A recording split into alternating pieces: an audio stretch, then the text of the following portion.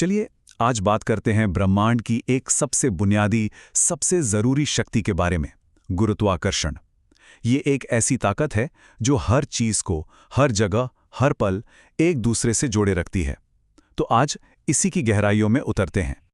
अच्छा, एक सवाल से शुरू करते हैं।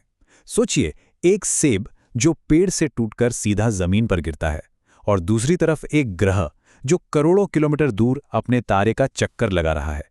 इन दोनों में क्या कोई कनेक्शन हो सकता है? सुनने में तो बिल्कुल अलग लगते हैं ना, पर इसका जवाब एक ही बहुत ही खूबसूरत और यूनिवर्सल नियम में छिपा है। तो आज हम इसी नियम को स्टेप बाय स्टेप समझेंगे। पहले देखेंगे कि ये आइडिया आखिर है क्या, फिर इसके पीछे के फॉर्मूले को बनाएंगे, और आखिर में ये भी देखेंगे कि ये हमारी दुनिया पर कैसे और कहां-कहां असर डालता है। तो चलिए पहले हिस्से से शुरू करते हैं। यहाँ हम उस एक मूल विचार को समझेंगे जिसने साइंस के बारे में हमारी सोच को हमेशा के लिए बदल कर रख दिया। ये न्यूटन का वो जीनियस मोमेंट था। उन्होंने कहा कि ब्रह्मांड में हर वो चीज जिसमें वजन यानी मास है, वो हर दूसरी चीज को अपनी तरफ खींच रही है। बहुत सिंपल आइडिया है पर बहुत गहरा। इसमें दो बातें सबसे जरूरी हैं। पहली, चीजों का मास जितना ज्यादा होगा, खिंचाव उतना ही मजबूत होगा, और दूसरी, उनके बीच की दूरी जितनी ज्यादा होगी, खिंचाव उतना ही कमजोर पड़ता जाएगा। और यहीं इस नियम की असली खूबसूरती छिपी है। ये सार्वभौमिक है, मतलब यूनिवर्सल। ये सिर्फ ग्रहों तारों के लिए नहीं है, ये हम पर, हमारे आसपास की हर छोटी बड़ी चीज पर लागू होता है। एक ही कानून जो पूरे ब्रह्मांड पर राज करता है। ठीक है, तो इस कमाल के आइडिया को अब गणित की भाषा में बदलते हैं। देखते हैं कि कैसे इन सीधे साधे सिद्धांतों से एक बहुत पावरफुल इक्वेशन तैयार होती है। इसे दो हिस्सों में तोड़कर समझते हैं। पहला, बल यानी फोर्स दोनों चीजों के मास के गुणनफल के सीधे सीधे प्रोपोर्शनल है। मतलब अगर एक का भी मास डबल हुआ तो फोर्स भी डबल हो जाएगा। दूसरा, फोर्स उनके बीच की दूरी के स्क्वायर के इनवर्सली प्रोपोर्शनल है। और जब हम इन दोनों बातों को मिला देते हैं तो हमें एक कंबाइंड रिलेशन मिल जाता है। लेकिन ये प्रोपोर्शनैलिटी का निशान यानी अनुक्रमानुपाती का निशान हमें सिर्फ रिश्ता बताता है, कोई पक्का नंबर नहीं देता। अगर हमें एकदम सटीक कैलकुलेशन करनी है तो हमें इस रिश्ते को एक बराबर के इक्वेशन में बदलना होगा, और ऐसा करने के लिए हमें एक कांस्टेंट यानी एक स्थिरांक की जरूरत पड़ती है जो इस रिलेशन को बैलेंस कर दे। और ये रहा वो final formula, F = G times m1 × m2 divided by d square. यहाँ F हमारा बल है जिसे हम न्यूटन में नापते हैं, m किलोग्राम में मास है, d मीटर में दूरी, और G ये है वो खास कांस्टेंट। इसे यूनिवर्सल ग्रेविटेशनल कांस्टेंट कहते हैं। तो ये G आखिर है क्या चीज? ये सिर्फ एक अक्षर नहीं है, ये समझिए कि नेचर के सबसे गहरे राजों में से एक है। चलिए जरा इसे करीब से जानते हैं। G की वैल्यू है 6.673 × 10⁻11। ये एक बहुत ही ज़्यादा छोटी संख्या है। इसका मतलब ये हुआ कि गुरुत्वाकर्षण असल में एक बहुत कमज़ोर फोर्स है।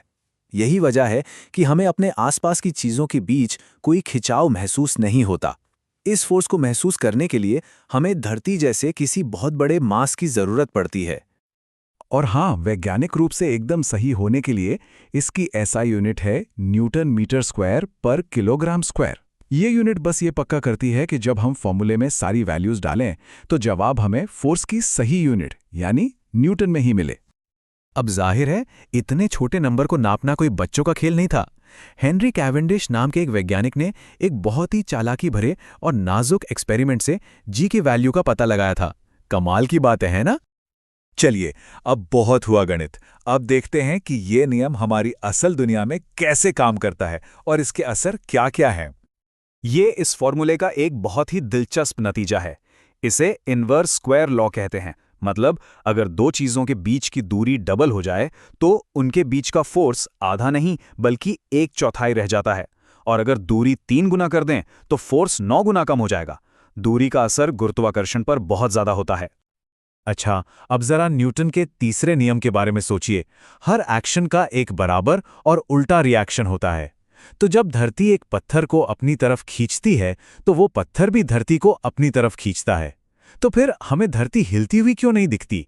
जवाब यहाँ है, धरती का मास इतना ज्यादा है कि उस पर लगने वाला फोर्स लगभग 0 एक्सेलरेशन पैदा करता है। जबकि वही फोर्स उस छोटे से पत्थर में 9.8 मीटर पर सेकंड स्क्वायर का बड़ा एक्सेलरेशन पैदा कर देता है। तो ये नियम सिर्फ एक मैथ्स इक्वेशन से कहीं ज्यादा है। ये वो कॉस्मिक ग्लू है, वो लौकिक गोंद है जो हमारे पूरे ब्रह्मांड को एक साथ जोड़कर रखता है। जरा सोचिए, न्यूटन के इस एक नियम ने कितनी सारी पहेलियां सुलझा दी। वो ताकत जो हमें जमीन पर टिकाए रखती है, चांद को धरती के चक्कर लगवाती है, ग्रहों को सूरज के चारों ओर घुमाती है और समुद्र में ज्वार भाटा लाती है। ये सब असल में एक ही ताकत यानी गुरुत्वाकर्षण के अलग अलग चेहरे हैं। ये एक ऐसा नियम है जो छोटे से छोटे कण से लेकर बड़ी से बड़ी गैलेक्सी तक पर लागू होता है। हमारे ब्रह्मांड का पूरा ढांचा इसी पर टिका है। तो अगली बार जब रात में आसमान को देखें या अपने पैरों के नीचे जमीन को महसूस करें, तो उस अदृश्य यूनिवर्सल खिंचाव को जरूर याद कीजिएगा, जो हर चीज को एक दूसरे से बांधे हुए हैं।